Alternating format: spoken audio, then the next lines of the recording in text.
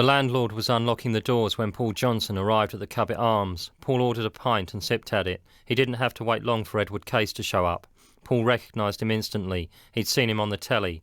Case ordered a double whisky. Paul strolled up to the bar as the landlord fixed the drink.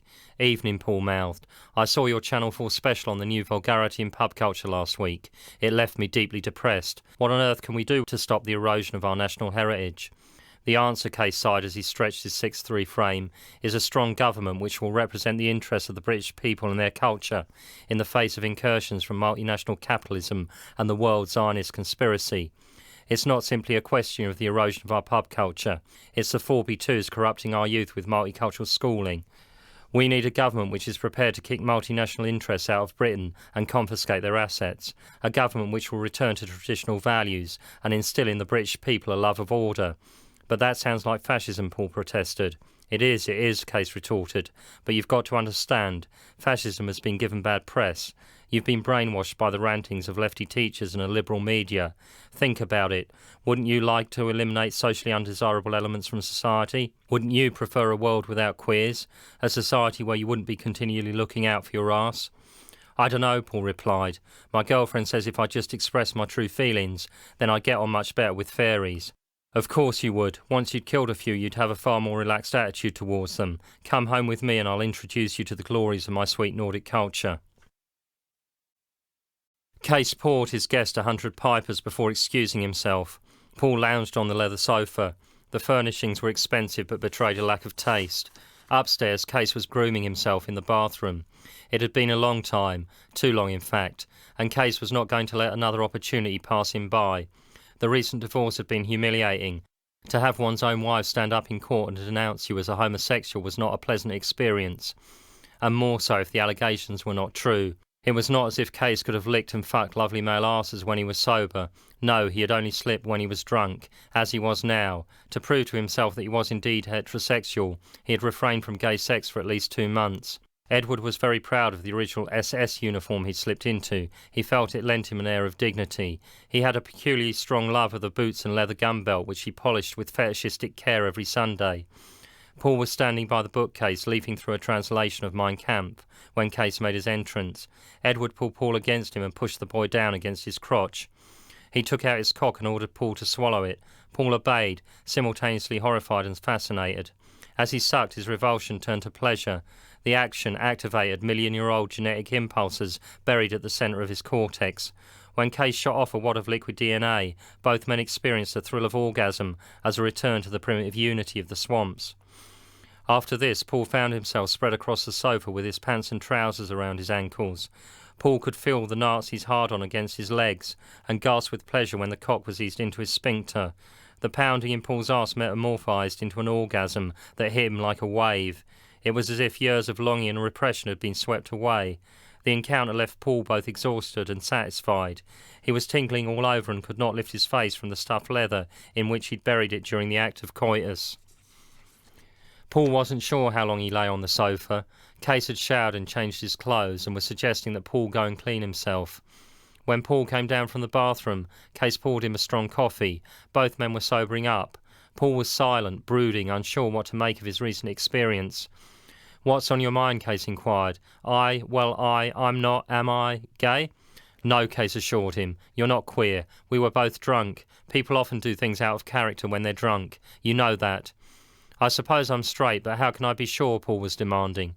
"Look at me," Case was gesturing with his hands. "Do I look like a fairy? I was married for 12 years and am only recently divorced. What about you? You've got a girlfriend, haven't you?"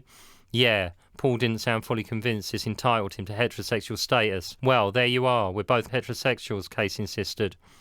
Paul lowered his eyelids and stared at the floor. There was something about this man. If he looked at him for too long, he was afraid he'd get a hard-on. Paul was still frightened by what he'd been through, not so much by the act itself as by the fact that it seemed more than likely to happen again. He'd never been unfaithful to Tracy, but perhaps it was okay when it was with a man. "What's it now?" Case inquired. "The girlfriend," Paul replied. "Having trouble with her?" "Yeah, I don't think Tracy realises how much I love her. That's why I wanted to see you. I thought you'd be able to dream up some way I could make her understand how much she means to me." "I don't see how." "Well, she's a militant vegan, a radical ecologist, a campaigner against the use of tea, coffee and all other cash crops. I thought that if I could help her get some media coverage for a cause, then that would show how much I loved her. Now I see where I come in, Case beamed at Paul. I think I can help you out and get myself a good story at the same time. Case was going through all the angles in his head. He figured it'd be easy to get this kid to do something illegal. It might take a bit of thinking through, but if he could come up with something vicious enough and then tip off the cops, it would make a great scoop. Would you be prepared to break the law? Case inquired. I'm not sure. Paul had done plenty that was illegal to help Tracy with her campaign, but he'd have to be certain he could trust Case before he'd admit to that. He wanted to test the man before confiding in him to any great degree. Another coffee? Case inquired, relishing the irony of the offer. Oh no, I couldn't, Paul replied. Don't be polite, I can see you enjoyed the one you just had. Besides, it would do you good. Get the alcohol out of your system. If we're going to have a serious talk about the anti-cash crop campaign, then you'll need to clear your head. Go on, just another cup. Paul acquiesced. He supposed one cup wouldn't make much difference to the world economy, and he was having it to keep Case happy. Drinking the coffee would assist in the abolition of the cash crop economy. It was a sacrifice on his part, a little offering to the great god of publicity. Have you got any ideas about what you can do to get publicity? Case inquired as he poured Paul's second coffee. Well, Paul replied, I thought I could do this event called Haircuts for Peace. It's not exactly about the cash crop problem, but it fits in with Tracy's broader ecological concerns. I'd hold this party where everyone could come along and cut each other's hair. I'd collect all the hair and burn it in Downing Street as a protest against war. Burning hair smells like burning bodies. It's really disgusting. Not bad. Case tapped his nose with an index finger. Have you thought of including pubic hair in this? That would generate media interest. Pubic hair's good, Paul replied. Perhaps we could include nail clippings too. So where's this event to be held? Case demanded. There's a derelict house near Vauxhall Tube. I was thinking of that. Good. Do you know how to organise publicity? No, not really. Case tossed Paul a book called Using the Media. You can have that. It explains how to write a press release and everything else you'll need to know. You won't have to work too hard since I'm already on your side, and that guarantees a write-up in the Globe, and I should be able to swing some television coverage. I'm surprised to find you so helpful now that I know you're a Nazi. Ecology and peace seem the antithesis of your political convictions. Not at all, Case retorted. Fascists believe in ecology too. The white race needs a clean and unpolluted land in which to live. So you think we can work together? Paul inquired. I'm sure of it, Case replied. The Teviot was situated on the most northeasterly fringe of Poplar. Tracy Smith had moved to the estate 5 years ago. She lived in one of 4 identical blocks built on the northern tip of the development. Tracy was sitting at the kitchen table. An untouched bean sprout salad lay in front of her. Tracy's thoughts were elsewhere. She was thinking about Paul.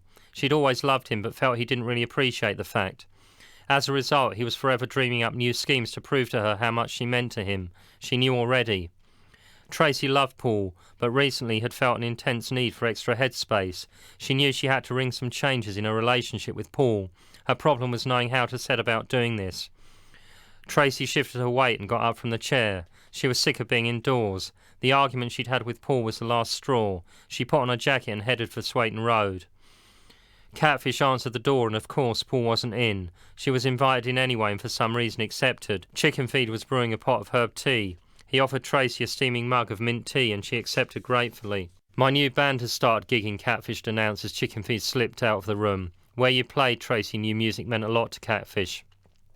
We've played the Crowns a couple of times. We're hoping to play tonight. The stockbrokers and the Conservatives are playing on the IOD. We figured we'd gate crash the gig, boot the headliners off stage and give their yuppie followers the shock of their lives. Sounds good, Tracy enthused. Upstairs, Chickenfeed was tapping away on his word processor. Eventually, Chickenfeed felt satisfied with the day's output. He scrolled back through the screen to where he'd begun his current session and felt the words hit him as he read through the draft. He knew instinctively he was on to yet another winner. This news story casual would provide him with his break into the commercial market. Chickenfeed had established himself as a cult writer with stories such as mob violence, vegan and hip-hop, which had been snatched up by the underground press. A commercial publisher had taken note and ordered a novel. Chickenfeed wrote to a strict formula. He read and reread Richard Allen's novels, taking note of key phrases and narrative techniques.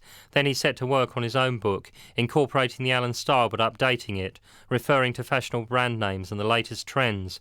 The novel was more or less finished. All he needed to do was add some authentic background material and one spectacular incident to make success a certainty rather than just a faint hope. He hoped he was going to get that spectacular incident tonight. He'd persuaded Alienation to invade the stage during a yuppie gig. All he had to do was turn up, watch the events as they unfolded, and then write up the fight. Chickenfeed hated using his imagination. He preferred to fictionalise events which had actually taken place, or just rip off incidents from other people's plots. The Moulders Arms was packed with Thursday night spenders. On stage, yuppie rock group The Stockbrokers were doing their thing. Isn't it about time we stormed the stage? Catfish was attempting to issue a command. Wait for their last number, it'll have more impact then, Chickenfeed insisted. I don't know how much more of this god-awful music I can stand. Your music will sound that much better once everyone's suffered this. Chickenfeed patted Catfish on the shoulder as he spoke. Look at 'em. Catfish gestured at the audience by flinging his arms out from his chest. They're actually enjoying it. They've got no taste whatsoever. Don't worry, Chickenfeed reassured him. Look over there. He pointed at the gaggle of journalists huddled around the bar. They're not enjoying it, but they're going to love it when you crash the stage. It'll give them something decent to write about in next week's papers. Play the new song, storm the yuppie homes. At last the stockbrokers announced their last number, England Forever. Chickenfeed motioned with his arms. Alienation and their followers cut through the pub in a flying wedge, scattering yuppies as they went. Chickenfeed leapt onto the stage and launched himself at Peter Conduit. The singer was knocked backwards. Catfish came in right behind Chickenfeed and headed for the guitarist. He clenched his fist and heard the satisfying crunch of splintering bone as it smashed into the bastard's nose. Then he jabbed a left hook into the shitbag's excuse for a mouth. The guitarist staggered backwards, spitting out gouts of blood and the occasional piece of broken tooth. Alienation's followers stood guard around the stage as the group tuned up. We're Alienation, Christine announced, and this is called Storm the Yuppie Homes. The stockbrokers' yuppie fans were horrified. This was a direct assault on their lifestyle. The music journalists lapped it up. The sound was crude, both it and the lyrics lacked any trace of subtlety. But then rock and roll had always had more to do with energy than finesse. Alienation oozed sex, anger and excitement, all vital ingredients which had been lacking from the stockbrokers' set. Several journalists were checking their notepads to make sure they got the name of the group. Even as they did so, Chickenfeed was handing out embossed cards bearing the band's logo and a contact number. The song lasted a mere 1 minute and 20 seconds. That was all it took to clear the pub of yuppie scum. Tracy wasn't sure why she'd agreed to visit Edward Case. Edward had instigated the meeting by relaying an invitation for a chat via Paul. Case had expressed an interest in the Green movement and was apparently eager to give it publicity. He'd certainly worked wonders with Paul's Haircuts for Peace event. He'd written a pre-event feature on the protest for the Globe. Chickenfeed had told her that since the piece had been printed, their phone hadn't stopped ringing. It seemed like a week for publicity. There'd been news stories and features on Alienation in all the music papers. Edward was working on news coverage of the Haircuts for Peace event when the doorbell rang. He liked to work on stories in advance. He was prepared to do a minimal amount of revision after the fact, but only if absolutely necessary. He'd talked the whole thing through with Paul, and if everything went according to plan, his piece would be as accurate as the reportage of any other journalist. Case opened the door and ushered the girl into his living room, introducing himself at the same time. He poured 200 pipers. Mixed, Case inquired. No, straight, Tracy replied. Soda isn't good for you. It contains too many impurities. Tell me about your boyfriend Paul. He's a nice lad, very much in love with you. I feel he's got a lot of talent, but is lacking in ambition. I'd like to help him. Paul had told Case enough for the journalist to realise things weren't going very well between him and his girlfriend. Case was manoeuvring Tracy onto the subject as a seduction ploy. Both partners in a relationship which is going badly are inclined to wander. Case had already proved this point when he'd exposed Paul's latent homosexuality. Paul doesn't understand how trapped he makes me feel. As she said it, Tracy was thinking about what a sympathetic character Edward seemed to be. Case put his hand on the girl's knee, faking a slight tremble. There was nothing false about Tracy's tremor. Edward knelt in front of the girl. He pushed a pinafore dress up her thighs and kissed her bare legs. He pushed the covering a little more and Tracy shifted in her seat. The dress went up around her waist, revealing that she wasn't wearing any knickers. Case continued kissing Tracy's legs, first the left and then the right. He was shifting his body and his mouth inched upwards as he did so. Tracy's legs slipped apart and Case found himself licking at her moist love hole. Tracy moaned, leaned forward and pulled off her dress. Then she pulled off the white t-shirt she'd been wearing underneath. She wasn't wearing a bra. She was naked except for a pair of 18-hole Dr. Martin boots. For Christ's sake, Tracy screamed as she pulled Case down onto the shag carpet. Fuck me. Edward thrust forward and began to pound out the primitive rhythm of the swamps. The beat quickened and Tracy croaked the word bastard on an outbreath as she clawed her nails down Case's back. Tracy was thrashing beneath him, rocking so hard that he was flipped over. His cock slid out of her. Case was on his back with Tracy on top of him. She arched up, her back straightened as he re-entered her. Edward reached up with his hands and curled them around her shoulders. He was thrusting up with his pelvis and trying to pull Tracy down against his chest. She kept pulling back, breaking free of his grip, and rocking more and more wildly. The forcefulness of her grunts increased. The final three as she reached orgasm were powerful enough to make the walls vibrate.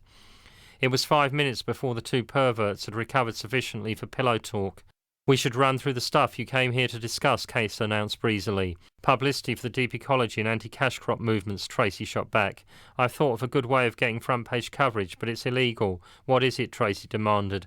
"Well, if you were prepared to attack cafes and leave anti-cash crop leaflets behind you." "Sounds great," Tracy grinned. Sunday came and Tracy and Paul found themselves in Bonington Square. Doug, a friend of Paul's, had acquired the necessary scissors and stools. He'd set the gear up in a derelict house. Various TV companies were manoeuvring cameras around the house. There was an hour to go before the events officially kicked off, but already a small crowd had gathered in the tiny park at the centre of the square. The crowd increased as the minutes ticked away and the appointed hour grew nearer. Several press cameramen arrived, as did Chickenfeed Catfish, Christine, Wayne and Alan. Paul announced that he was ready for people to come and get their hair cut. He added that if anyone wanted to cut hair, they should come on over to the Peace Parlour too. Scissors snipped and the hours passed quickly. People went into the Peace Parlour with long hair and left with crops which would have been the pride of an East End skinhead. Doug swept up the split ends and packed them into plastic bin liners. By 4 o'clock, nearly 30 bulging bin bags had been stacked in a back room. The television crews concentrated on the famous who were donating their locks for peace. Of the unknowns, it was only those who volunteered pubic hair who had their charitable antics filmed. Volunteers were still queuing up to donate their locks to the peace movement. Things were running late. Paul had not expected so many people to turn up to donate their hair, but by 6:45 the last locks had been cut and swept into bin liners. Paul had lost count of the number of bags which had been filled. It was lucky that Doug had organised a couple of vans to transport the hair to Whitehall. The vans were somewhat on the small side, and there was no way the entire peace offering could have been fitted into one of them. Downing Street was blocked off by traffic barriers. The vans made no attempt to break through them. Side doors were swiftly opened and the hair dumped onto the ground. Two bemused bobbies wandered up to find out what was going on. "We've just abandoned our plans to start a wig-making business," Paul told them as Doug and several others continued to dump hair onto the street. "Don't try and get funny with us, Sonny," one of the coppers told him without putting too much authority into his voice. The scene was so ludicrous that the pig found it hard to treat very seriously. His partner, fearing some kind of protest, was about to take a harder line when the arrival of several journalists and a TV crew made him think the better of it. As long as the media were about, he'd soft-pedal it. A huge mountain of hair had been deposited on the street. Doug unscrewed a bottle and poured petrol over the hair.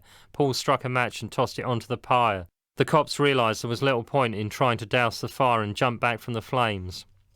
The lads who'd helped unload the vans started their engines. They pulled out onto the street just as the fire caught. The hair was crackling. It smelt revolting, like dead bodies burning.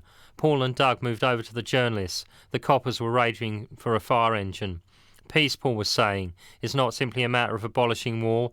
To abolish war you have to abolish the economic system which supports it. That is to say, the capitalist system, a system based on profit and exploitation, a system which would collapse if it wasn't propped up by a war economy."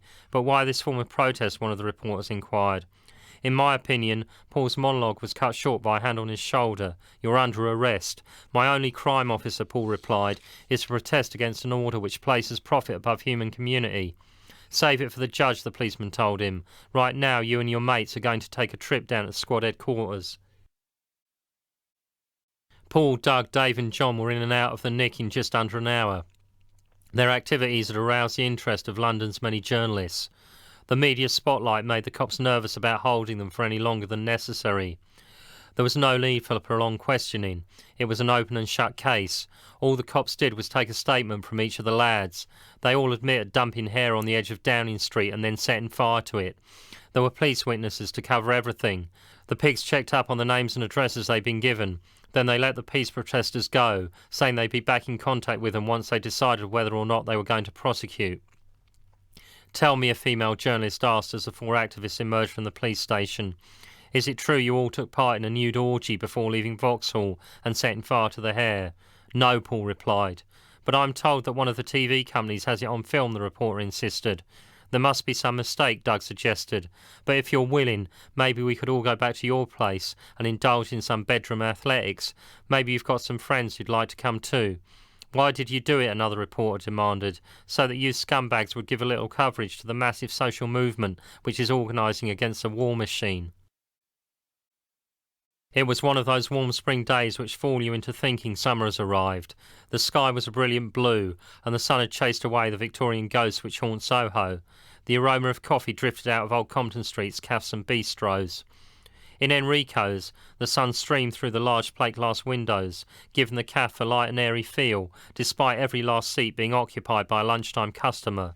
Enrico smiled as he served teas, coffees and sandwiches. Most of Enrico's regulars worked for cinematic outfits with offices on Wardour Street. Today there were also 4 salesgirls and 2 rock musicians. The custom of pop personalities was particularly welcome. It was the music of The Who, Stones and Small Faces that had brought Enrico to London.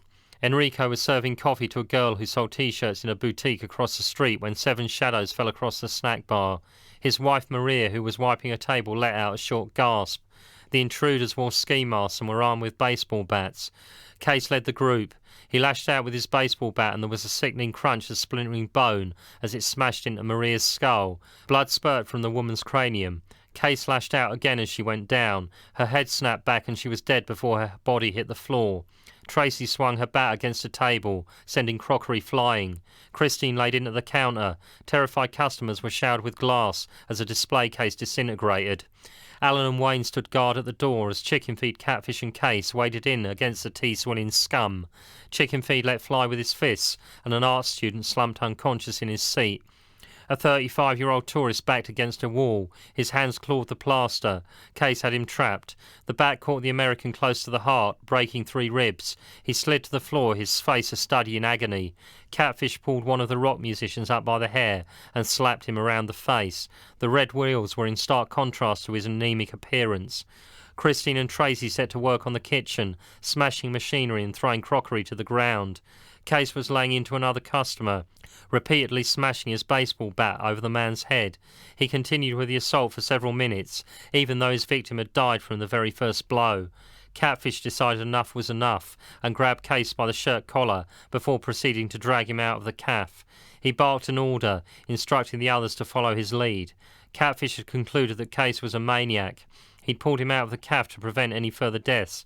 As far as Catfish was concerned, the plan they'd agreed to involved roughing a few people up. Case had never even murmured anything about murder.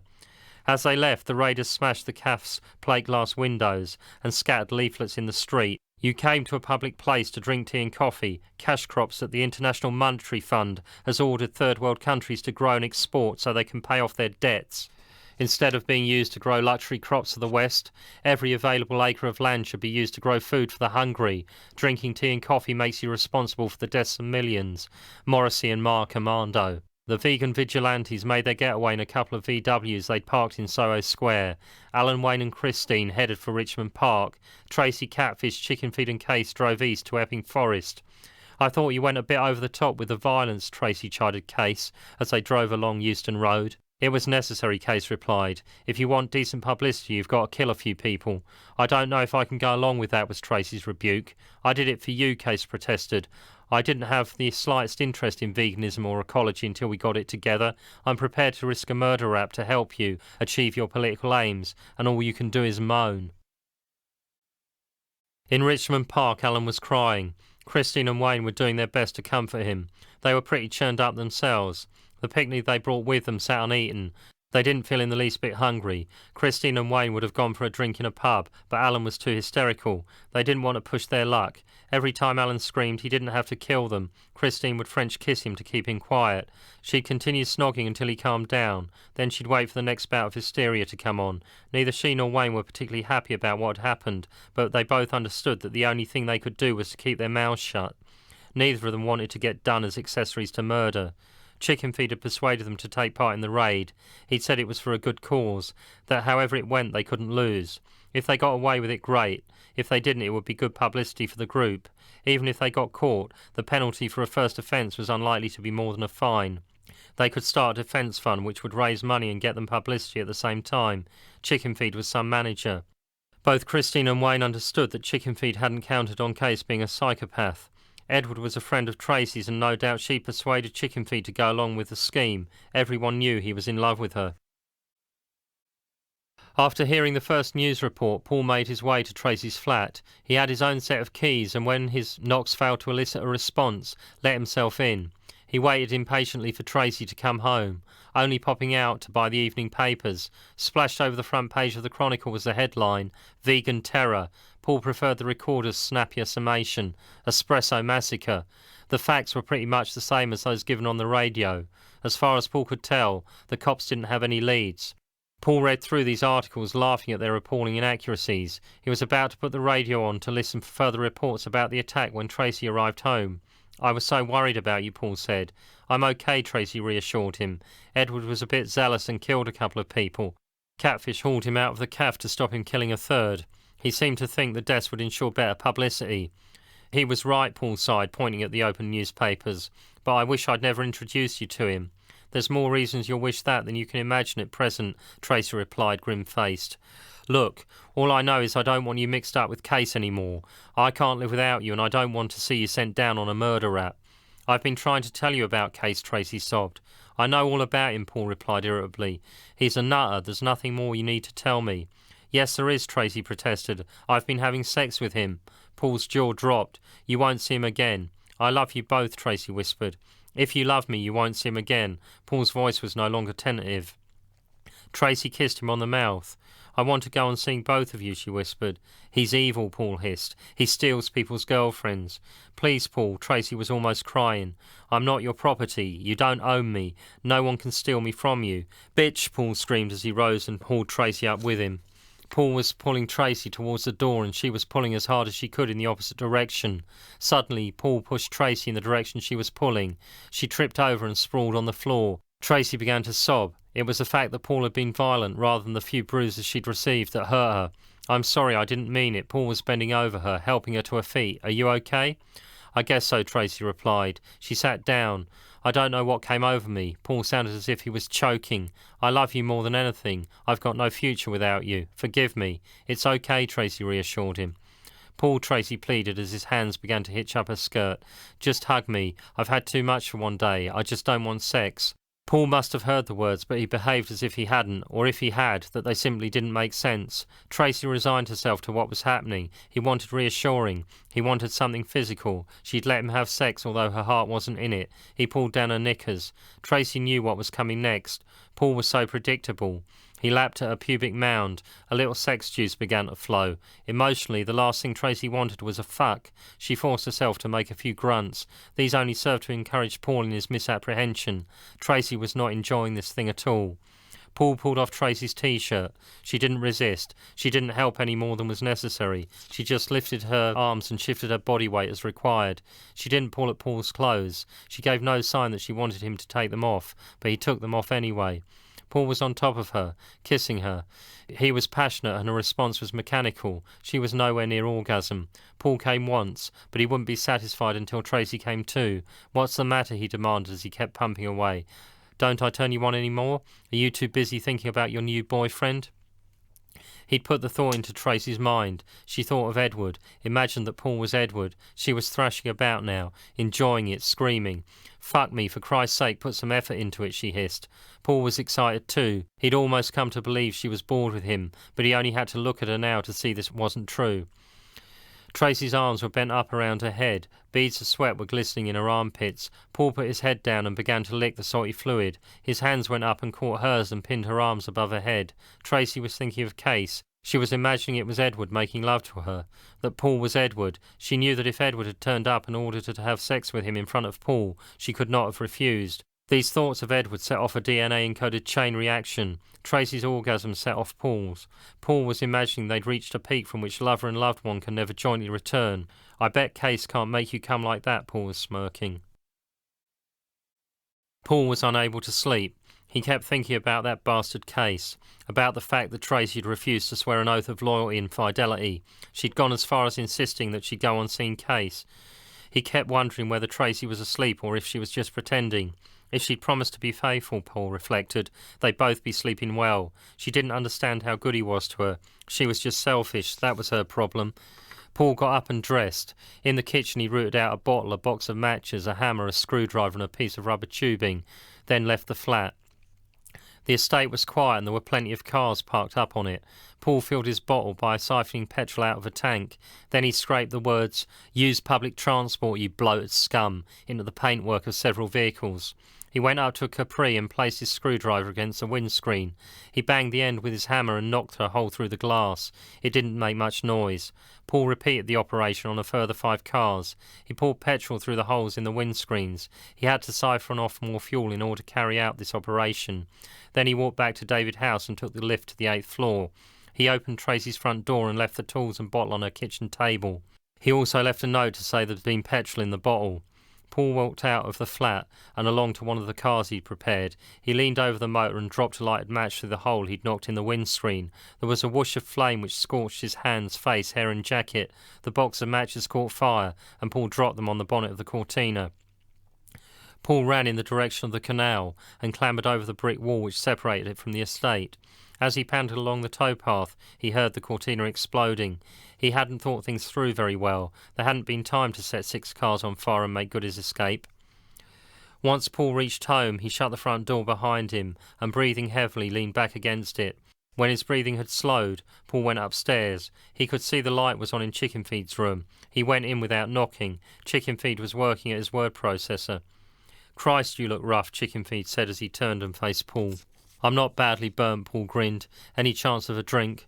"Sure," Chickenfeed replied. He grabbed hold of his half-finished bottle of 100 Pipers and reached for a glass. "Forget the glass," Paul commanded. "I need a real drink." Chickenfeed handed in the bottle. Paul unscrewed the cap and took a long slug. Chickenfeed turned back to his computer. He pressed the power button to the off position and the screen went blank. "Take a seat," Chickenfeed said, making a sweeping gesture at the bed with his right arm, "and tell me about it." Paul shuffled over to the bed and sat down. Chickenfeed picked up his glass and drained it. He held out the glass and Paul refilled it. Chickenfeed sloshed in a soda mix before settling down in a battered easy chair. "She's fucking case," Paul said bitterly. "Tracy?" Chickenfeed queried. Paul nodded and took another long slug from the bottle of 100 Pipers. "I suspected as much," Chickenfeed told him. "I asked her to promise not to see him and she refused." Chickenfeed nodded. "I can't believe how fucking selfish she is." Spit accompanied the words as they poured out of Paul's mouth. Paul took another slug from the bottle of 100 Pipers. "I'll kill the bastard when I see him. If he thinks he can pull better eco-stunts than me, he's got another thing coming. He's just an old Nazi." Paul lapsed into silence. "You know this novel I'm working on?" Chickenfeed jerked a thumb at his computer. "I need some help with it." "What sort of help?" Paul inquired. "You're hetero, right?" "Of course I am," Paul lisped. Chickenfeed hesitated for a few seconds. "You've never done it with a guy." "Fuck you." Paul wasn't going to take that kind of insult lying down.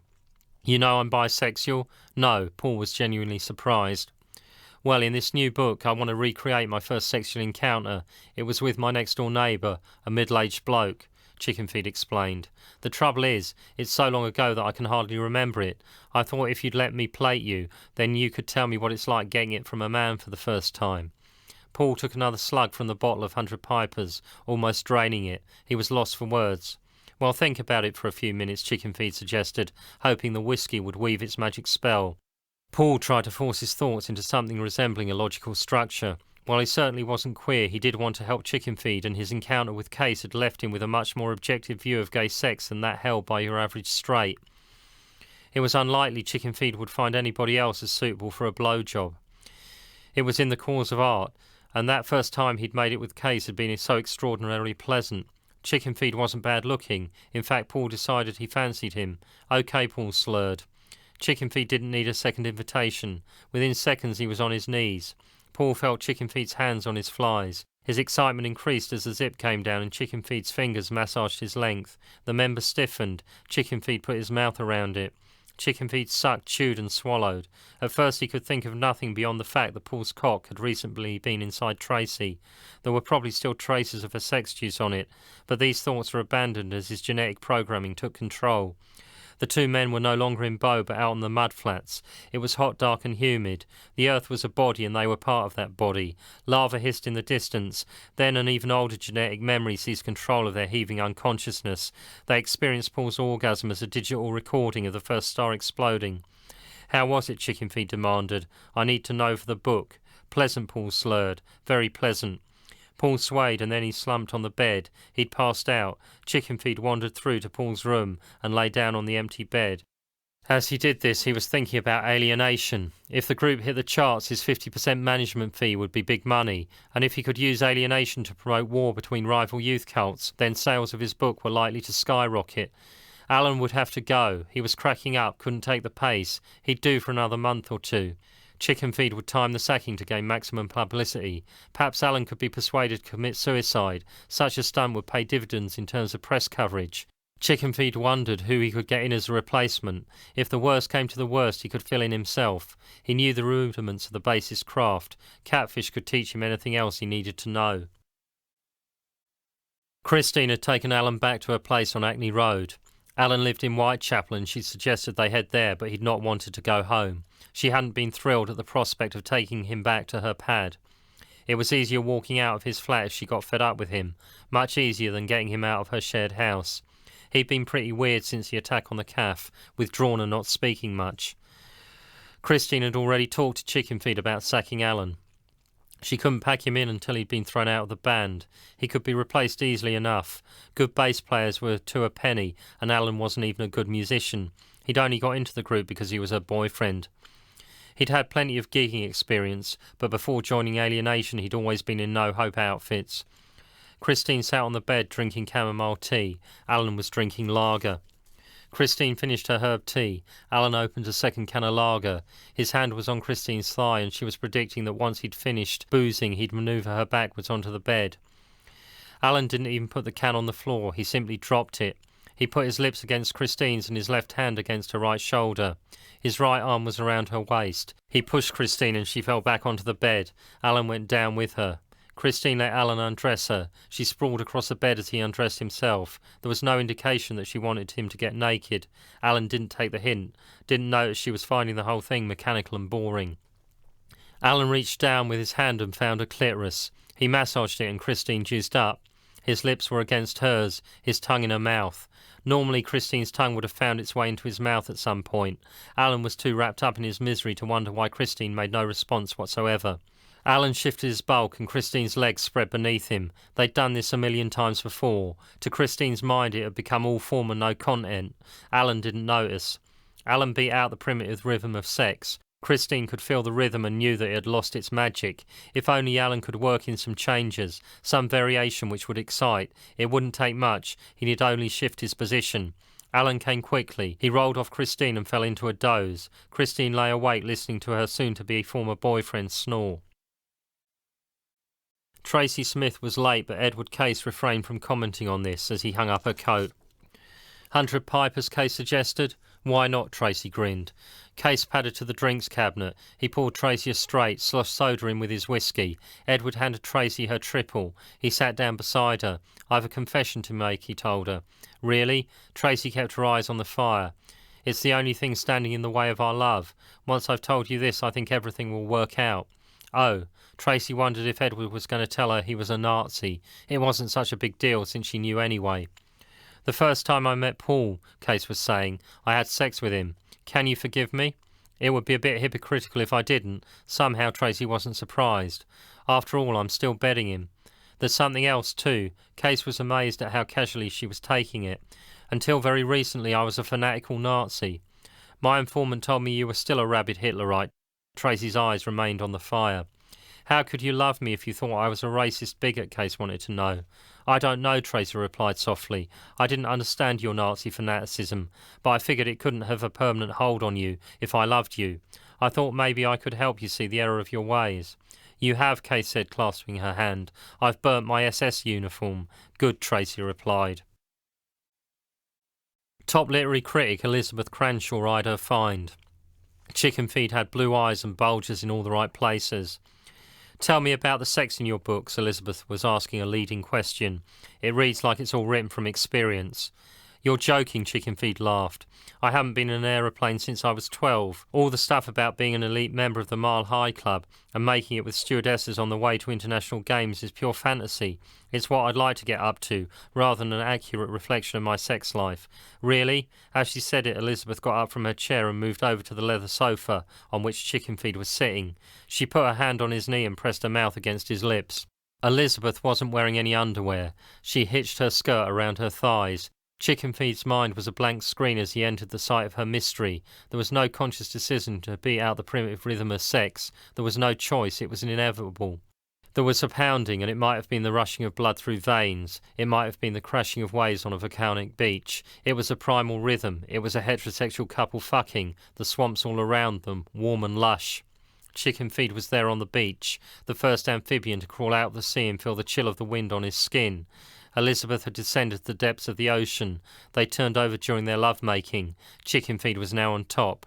Elizabeth's arms were above her head, but no hand was restraining them. It was social convention which held them in place. Chickenfeed was licking Elizabeth's armpits as he pumped up his partner towards orgasm, his face buried in the depths of her underarm hair. Elizabeth and Chickenfeed came together. They imagined the orgasm flooding their twin bulks to be a powerful echo of the force with which the first star exploded. They imagined this primal act as a genetically encoded memory being played back across time. Tracy had never felt so trapped. Paul had not left her alone for a week. He was trying to wear down her resistance. She tried going out. Paul had followed her. When they went to bed, Paul insisted on having sex with her. That was the worst part. It was a nightmare every time. Tracy would try to resist thinking of Edward. Paul would be going crazy because he couldn't bring her to orgasm. Then she'd think of Edward and things would go wild. The word ecstasy didn't do justice to the sensation she'd experienced. "Can't you do anything but stare?" Tracy snapped as she looked up from the bean sprout salad she was preparing. "I could move mountains if you'd promise not to see Case again. We've been through this so many times I've lost count. If I'm blackmailed into making a promise, I'm not very likely to keep it. I'm not blackmailing you. You're trying to make me promise something I don't want to promise." "If you loved me, you'd make the promise," Paul insisted. "I can't imagine a future without you." "Did I say I wanted to split up with you?" Tracy asked. "No, but your actions speak louder than your words." "For Christ's sake," Tracy swore. Then Paul started sobbing. His face went into his hands. Tracy put down the knife she was holding, went over to Paul and took him in her arms. She stood motionless, holding Paul tightly against her body, while uncontrollable sobbing wrapped his frame. Tears were streaming down his face. His eyes were red. Snot was hanging from his nose. "You'll be all right," Tracy tried to reassure him. "Promise me you won't see Case again." "I love you," Tracy whispered in his ear. "Promise me," Paul pleaded. Tracy tightened her grip on him and kissed his head. "It's him or me. Either you promise me now that you'll never see him again, or else I'm going and you'll never see me again." "I've told you, Paul." Tracy's voice was faltering. She had trouble getting the words out. "I love you both. I'm not going to make you a promise I can't keep." Paul slapped Tracy hard across her cheek. His fingers left dark red marks on her white skin. She released her grip on his body, and her hands went to her face.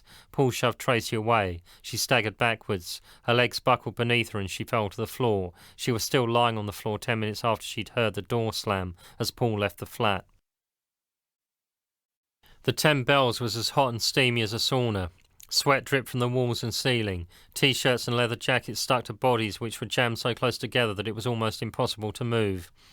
On stage, Christine's voice was becoming hoarse. Still, the band were magic by anyone's standards. Rock and roll had long been recognised as the pounding rhythm of the swamps. Sex was inseparable from rock music. Alienation combined sex and rebellion in a heady mix. Theirs was a kind of glamour that with it London teenagers just couldn't resist. Terry Nolan, a sawaway tabloid journalist, was making notes of the lyrics he could catch. What a story this would make. Whoever wrote the songs was nearly as dirty-minded as his editor, and that was saying something. Terry was not the only middle-aged man impressed by Alienation's performance. At 45, Derek Jacobs had reached an executive position at the International Music Corporation through sheer hard graft and a total lack of feeling for anyone who got in the way of his meteoric rise to success. Alienation's music did nothing for Derek, but then Derek didn't like music per se. What he could emphasise with was how the group were clawing their way to the top. Here was a band who would make some lucky record company a fortune. Tracy hadn't seen Paul for 3 days. She wished it hadn't ended the way it had. There'd been no communication between them at all, except for the 5 brief notes which Paul had pushed through her letterbox. All of them had said more or less the same thing, that he never wanted to see her again. Tracy was preparing a bean sprout salad when she heard the knock at the door. She was surprised when she opened the door and saw Paul standing in front of her. "Can I come in?" The words were slurred and his breath smelt of whiskey. Tracy led Paul through to the kitchen and served him a bean sprout salad. She boiled the kettle and put chamomile into a teapot. "How have you been?" she asked Paul. I just want to die, he slurred. I can't live without you. I've no future without you. Then he started crying into his bean sprout salad. Tracy put a hand on his shoulder. Before either of them knew what was happening, they were hugging and kissing. Will you promise not to see Case again? Paul asked. I don't know, Tracy replied. They held each other close. Then Paul started crying again, gently at first, but the sobbing became increasingly violent. His body was shaking spasmodically. Tracy wondered if he'd slither through her arms as she held him tightly against her chest. Promise me, promise me. Paul was panting between his tears. I've been so worried about you, Tracy said, kissing him. I should think so too, Paul managed to pant out as tears still streamed from his eyes. You're responsible for the condition I'm in. If you don't promise to stop seeing Case, then you'll be responsible for my death. Paul, Tracy pleaded, don't blackmail me with suicide. I'm not, he sobbed. Suicide will be a lot more humane than the slow death I'm going through. I can't take any more of it. Tracy held Paul against her, his tears falling onto her shoulder. Thoughts were flashing through her mind. She loved Paul and she loved Case, but Paul was saying she could only have one of them. He needed her and she could not refuse him. Paul, I won't see Edward again, Tracy whispered. Do you promise? The flood of Paul's tears eased off. I promise, Paul. It was like the lull before a storm. Paul's tears were flowing 10 times harder than Tracy had ever seen anybody cry. She held him against her body and told him that she loved him. She stroked his hair and kissed his cheek. She kissed the eyes from which his tears were streaming. Chickenfeed was grinning. The song sounded good. Not only was he hitting all the right notes in the right places, he was managing to move around as he did it. Christine's voice was getting stronger every day. Catfish and Wayne would never be great musicians, but they could handle what was required. Rock and roll had never been about finesse. Elizabeth Cranshaw was sitting on a plastic chair. She smiled at Chickenfeed. She felt indulgent towards her protégé. She liked to see him enjoying himself. His first book had been published the previous week. She'd hailed him as a poet of the proletarian experience.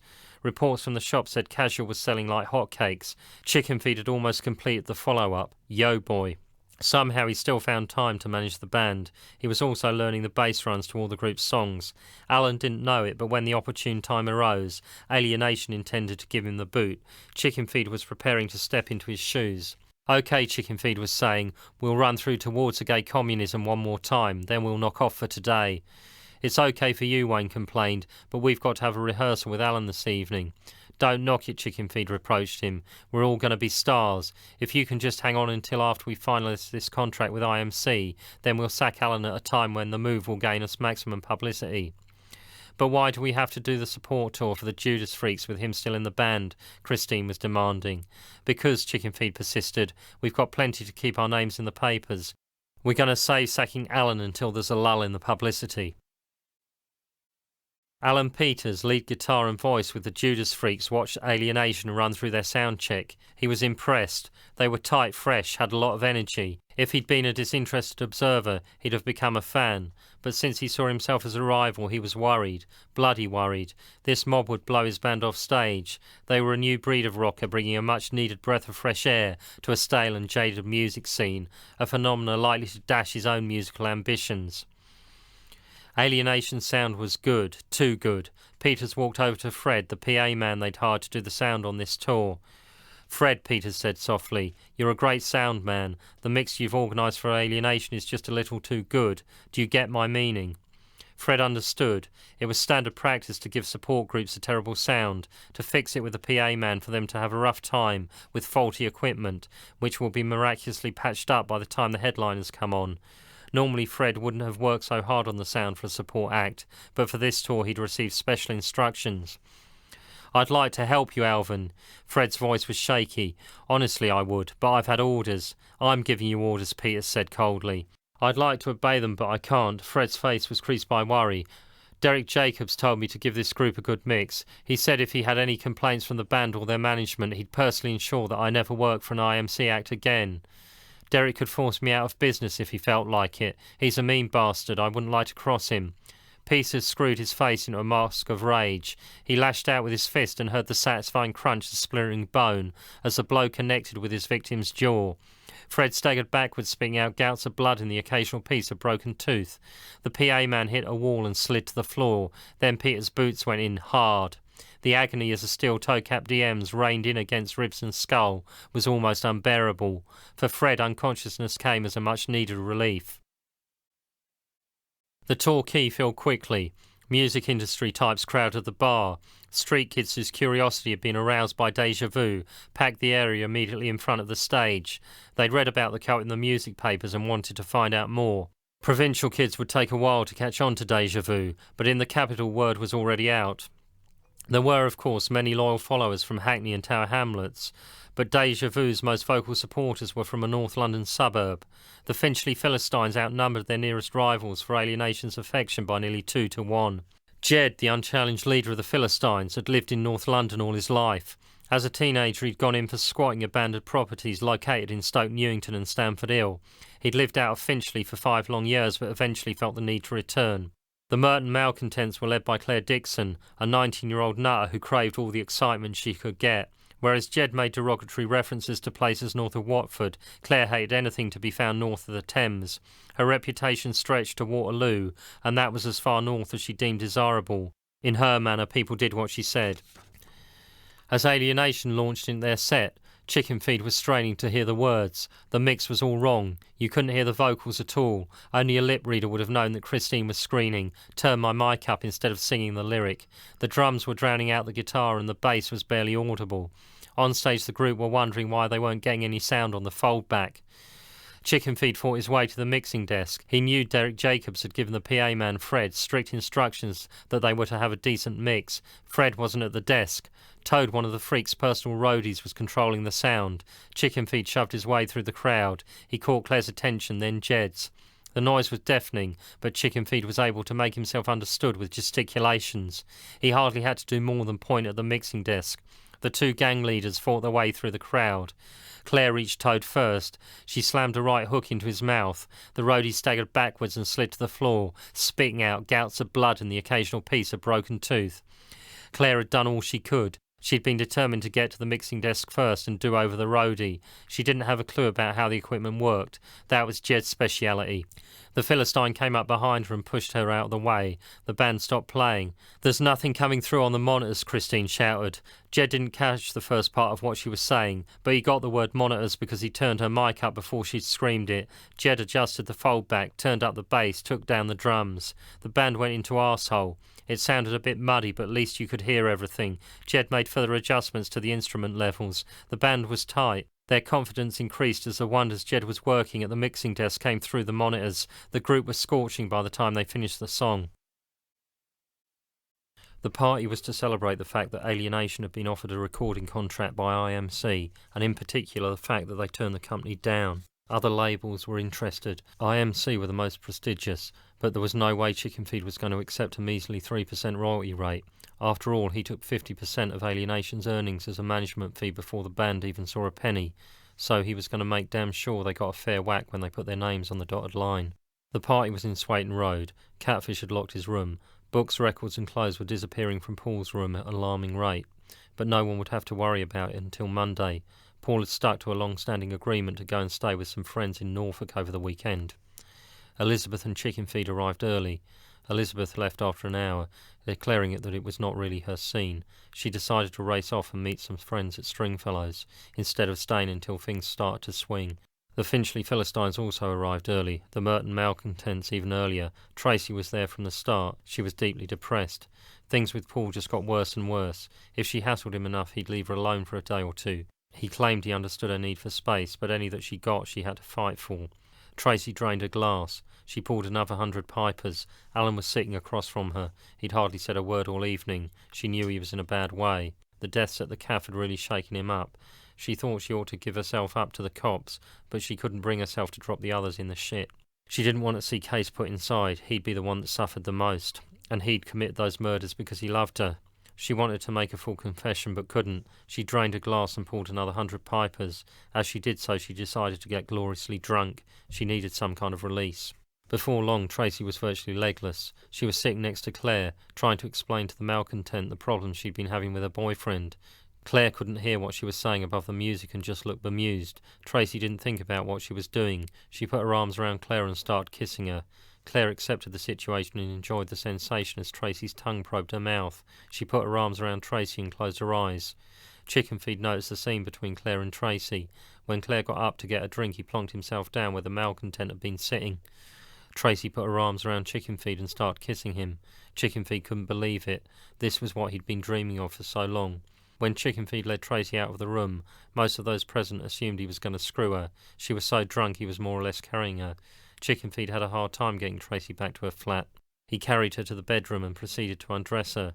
Tracy was slurring words incoherently, could hardly keep her head straight. Chickenfeed undressed himself. He got into bed with Tracy and began to kiss her. She kissed him back. Chickenfeed worked his thigh against her pubic mound. He reached down, found her clitoris and began to rub it with his index finger. Once she juiced up, he entered her.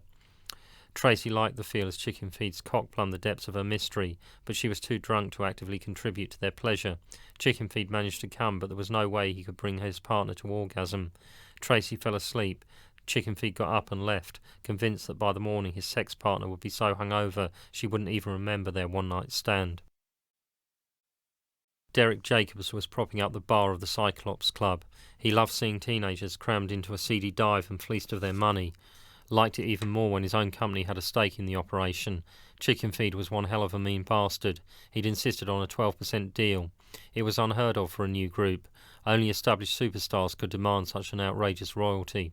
And yet, Derek had a contract inside his pocket which his board had drawn up and signed. All that was needed were the signatures of the group and their manager. Derek had been forced into accepting the 12% figure. There were too many other companies interested. He couldn't allow them to snap up such a hot property. Derek Jacobs was a happy man when he left the club. He had the necessary signatures on his contract. Chickenfeed struck a hard bargain, but Derek would still make a great deal of money from the group. After all, once Alienation had been given 12% of the profits from sales of their product, it still left 88% for Derek's company. Paul was in bed. Tracy got in beside him and he snuggled up against her. She turned over and pulled herself into a fetal position. Tracy was sick and tired of Paul's groping hands. Paul kissed the back of her neck and tried to force her legs apart. They'd been going through this every night for weeks. Tracy wondered if she should end their relationship before things got any worse, so that when she thought of Paul she'd remember all the good times they'd had together and not the shit they'd been through. Tracy began to cry, gently at first, a few tears rolling down her cheeks. Paul continued to pour at her body. The tears became sobs, and water was flooding from her eyes. Her body was racked with spasmodic shudderings.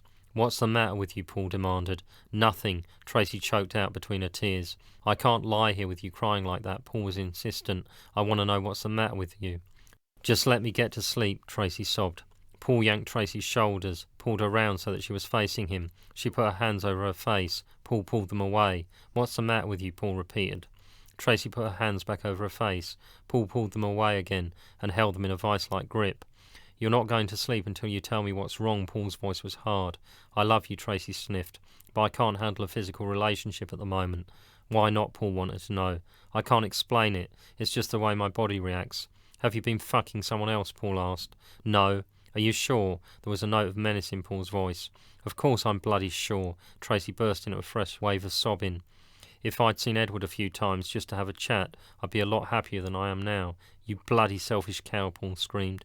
He slapped Tracy across the cheek. Her sobs became hysterical. Paul ripped back the bed sheets and leapt out of bed. "Edward can fucking have you," Paul swore at his ex-girlfriend as he dressed. "I never want to see you again." The tour had been exhausting, but there's nothing like playing in front of a live audience to sharpen the skills of a raw musician. Chickenfeed had learnt a great deal in a very short time. The tour increased Alienation's confidence, and musically they were as tight as a duck's arse. The crowd at the Ritzy in West London was the largest the group had ever played to. Over 3,000 people were packed into the old cinema. The place was shaking as the band rocked out. Alienation was storming through Destroy the Family. Peter Rogers had worked with the St John's Ambulance Brigade for many years. He'd given first aid to a score of teenagers who'd been beaten up by the security. 2 of them had been so badly worked over that he'd had to send them on to hospital. He didn't entirely blame the bouncers. They had a job to do and the kids were difficult to control. Paul Johnson's naked figure was lit by a spotlight trained at the platform suspended high above the stage. Paul felt cool and calm. On every other date of the tour he'd sweated as he knelt blindfolded for the hour-plus length of Alienation's set. Tonight was different. It was the last night of the tour. The group were in the middle 8 of the penultimate number. Tracy had sent Paul several frantic letters. She loved him and wanted to sort out their relationship. Paul hadn't responded. Tracy had abused him too many times in the past. Paul had posted Tracy his suicide letter that afternoon. It was short and simple. "My life is no longer worth living. Your selfishness has killed me." It was 2 months ago that he told Chickenfeed he was going to kill himself. Chickenfeed suggested he do it in a powerful way. He'd taken the advice seriously and knew his death would be the spectacular end he desired. Catfish strummed the opening bars as smashed the individual. Paul reached out and grabbed the rope which was dangling in front of him. He put the noose around his neck and stood up. There was a gasp from the crowd. The band was still swaying to their music, but the audience was still, mouths open. They'd never been to a concert like this. Paul walked out onto thin air. The rope jolted as it took the full weight of his bulk. Peter Rogers raced across the stage. The band played on. Paul felt dizzy. Through the mists in his mind he imagined he was looking down on himself. His prick was stiff, and there was a grin on his face. He'd read somewhere that when your neck snaps you ejaculate. His body was twitching, but he hadn't come. Rogers scrambled up the rope ladder, which provided the only access to the platform slung high above the stage. As he raced up the ladder he prayed he'd not be too late. Suicide was a cardinal sin. Paul felt strong arms wrap themselves around him. Perhaps it was an angel who'd come to take him to heaven. He was unconscious by the time Rogers removed the rope from his neck. Peter put an ear to Paul's chest. He couldn't hear a thing over the racket the group were making. As Alienation left the stage, Rogers was giving Paul heart massage and mouth-to-mouth resuscitation. Chickenfeed wondered how long the interrogation would go on. The inspector interviewing him was repeating questions, trying twists on them, looking for ways to catch him out. "I've told you," Chickenfeed insisted. "I had no idea Paul would attempt suicide." Chickenfeed had drilled everyone on how to deal with the cops when questions were raised over Paul's death. He'd even briefed Paul on how to deal with the authorities in the eventuality of his surviving the suicide attempt. "But tell me, officer," Chickenfeed made a point of being polite, "how is Paul? Has he survived?" "His condition is critical, but the doctors reckon he'll pull through." The police summoned Tracy. The doctors thought the sound of her voice would pull Paul out of the coma. She'd been sitting at his bedside for 3 hours, telling him about the depth of her love. A PC sat on the other side of the bed, a newspaper folded over his lap. "I love you, Paul, I love you," Tracy murmured as she held one of his hands. Tracy was staring at Paul's face. She noticed him twitch. The copper clocked her excitement. Paul's eyelids fluttered. Tracy bent over and kissed him on the cheek. His eyes opened. Can I move in with you?" he asked Tracy in a whisper. "Did the band know you were going to try and kill yourself?" the copper demanded before Tracy had a chance to reply. "No." Paul's response was automatic. Chickenfeed had trained him well. Reporters crowded around Alienation as the group left the police station. Photographers jostled each other. Journalists fired questions at the band. "Fuck off," Wayne screamed at another bloated example of the vermin that passed themselves off as news hounds. The words were scribbled on a dozen notepads. They'd be quoted in tomorrow's editions, along with whatever lies the reporters decided to use as an embellishment to their story. As Alienation were being pursued by the throng of pressmen and women, Edward Case pulled up in a car. "Get in," he commanded. All 4 musicians obeyed. They were sick of being hounded. They just wanted to get home, and as quickly as possible. "You made the front pages of the Nationals today," Case announced as they sped off. "Quite a story, you're all famous." "Where are we going?" Chickenfeed inquired. "I'm taking you all home," Edward said with a grin. "Have you all had a chance to discuss the proposal I put to Chickenfeed?" "Yes," came the unanimous reply.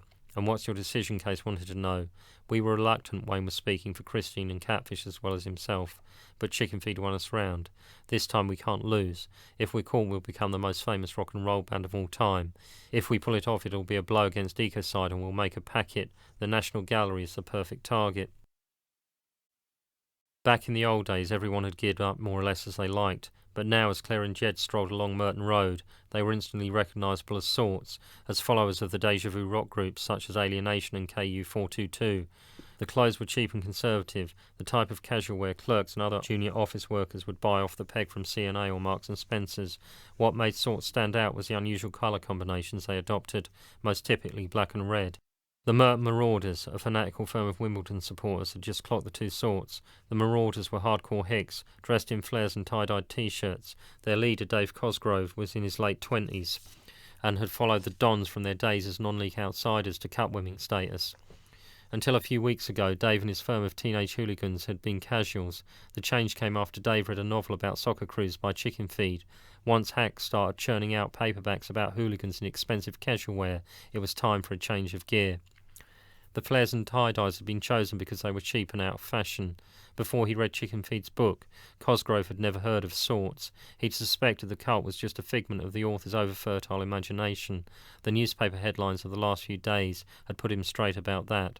Casuals and sorts were natural enemies, and despite their metamorphosis from casuals to hicks, the marauders still perceived sorts as a vermin to be wiped from the face of the earth. Claire and Jed had been in enough gang fights to resist the urge to run. Claire swung a fist. There was a satisfying crunch of splintering bone. A hick staggered backwards, spitting out gouts of blood and the occasional piece of broken tooth. The remaining members of the gang were more careful. Whipping out their Stanley knives, they formed a circle around the two sorts. A blade tore into Claire's cheek. She put her hand to her face and another blade slashed her fingers. The marauders literally cut the two sorts into ribbons. Radio and TV bulletins broadcast news of the gang deaths in Merton to a horrified British nation. As Saturday morning became afternoon and then night, gang warfare broke out in every city. Sorts, casuals and hicks were battling it out to avenge their dead. Bookshops found they had a sudden rush of orders for a paperback called Casual. Its publishers were making a few last-minute changes to its follow-up. Originally entitled Yo Boy, the novel had been renamed Hick. A typesetter was earning overtime pasting in changes to the camera-ready copy, changes which the author had not been consulted about. They'd massively increased the sales but were virtually irrelevant from an artistic point of view.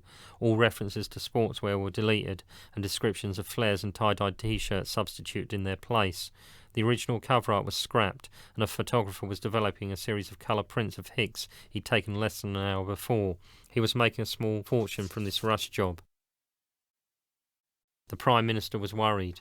When the Prime Minister worried, the rest of the Cabinet worried too. The PM had always been a hardliner, a firm believer in the creed which says the only way to deal with political opposition is to crush it before it has a chance to destroy you. The PM steadfastly refused to give in to the demands of terrorists, strikers, football hooligans, foreign powers, liberal sentiment. The demands could not be met. McDonald's and Burger King could not be legislated out of existence. Cars could not be banned from inner cities. Public transport could not be offered as a free service, subsidised entirely out of taxes. The terrorists had taken control of the National Gallery. They were threatening to blow it up if their demands weren't met by midnight. The SAS would have to be sent in. Human lives didn't count. What mattered were the countless treasures inside the building. A few squaddies meant less than nothing when gambled against the nation's heritage. The orders went through. The building had been surrounded for many hours. A military psychologist was using a telephone to communicate with those inside. It takes time to organise these things, he was saying. Can you extend your deadline? No, Case replied. We calculated the time these things should take, which is why we gave you until midnight tonight. Edward hadn't expected his demands to be met. He'd simply felt it necessary to make a stand. Eco-veganism needed martyrs. His life meant nothing when gambled against the fate of the earth. Catfish, Christine and Wayne understood the risks they were taking. Chickenfeed too, which presumably explained why he'd slinked off, instead of smuggling arms into the building. The SAS had orders to liberate the National Gallery. Until the commandos moved in, the Ronnie Lee Field Unit had not been endangering anyone's life. Case knew the SAS would be deployed against him. He held a plunger in his hands. He'd wait until he was sure they were in the building. He wanted to take a few of the bastards with him when he died. He could hear canvases being slashed in an adjacent room. Christine, Catfish and Wayne were an asset when there was a task to be carried out.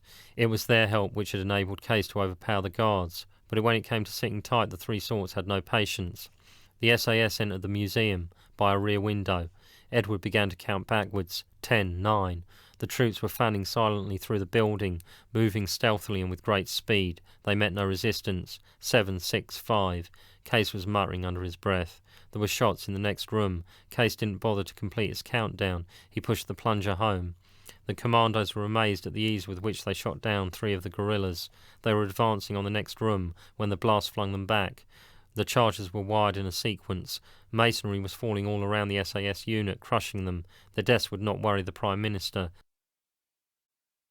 When one of the tabloids revealed that 3 of the terrorists who'd blown up the National Gallery were members of the déjà vu rock group Alienation, there was a massive demand for records and other memorabilia. Chickenfeed had planned carefully. He'd got 4 albums worth of material down on tape before the raid took place. The second single, Smash the Individual, was rush-released. It topped the charts within a week of being issued. Chickenfeed had negotiated a massive advance on a book about alienation. Meanwhile, his fiction had topped the bestseller list. With all the royalties he was due, he would soon be one of the world's richest men. Elizabeth was surprised when she discovered that Chickenfeed had never made a will. She had one drawn up in which he left everything to her. It was not even difficult getting him to sign it. She'd simply said it was necessary to take these precautions. After all, no one wanted the taxman to get a king-size slice of their assets. After Chickenfeed signed the will, Elizabeth dragged him into their bedroom. They took off their clothes. Chickenfeed lay on the bed. "Want to use the noose?" she asked. "Yeah," Chickenfeed replied. Elizabeth took the rope from under the bed. She put it around Chickenfeed's neck and tied the other end to a ring in the wall. Their sex life had been transformed since they'd started using the noose. It's well known that mild strangulation gives men a better orgasm, and that a full hanging is the ultimate in cum culture. Elizabeth got on top of Chickenfeed and yanked on his shoulders. His cock stiffened as the rope bit into his neck. Liz eased herself onto his rigid member. Eventually it was sucked into her snatch. They began to pump up the volume. Chickenfeed had his arms around Elizabeth's waist. Her arms were tucked along his body. Her hands curled around his shoulders. She was applying a gentle downward pressure, which kept the rope biting into Chickenfeed's neck.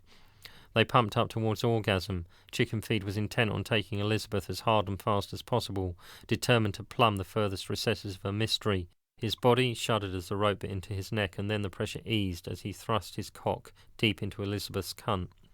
Elizabeth timed it perfectly. As Chickenfeed withdrew, she yanked as hard as she could on his shoulders.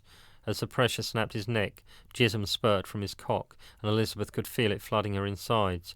It was the best fuck she'd ever had. Chickenfeed was dead. When Paul heard the sentence, he couldn't believe it. 20 years is what Tracy got for owning up to taking part in the raid on Enrico's. Paul had told Tracy not to go to the cops with her story. He staggered out of the court and stumbled along to his girlfriend's flat. Tracy was so selfish. For the dubious pleasure of clearing her conscience, she'd left Paul sad and alone. Paul considered Tracy to be a self-centered bitch. He couldn't stand the pain any longer, so he took a pair of Tracy's stockings and hung himself from a light fitting. This time, there was no one around to save him.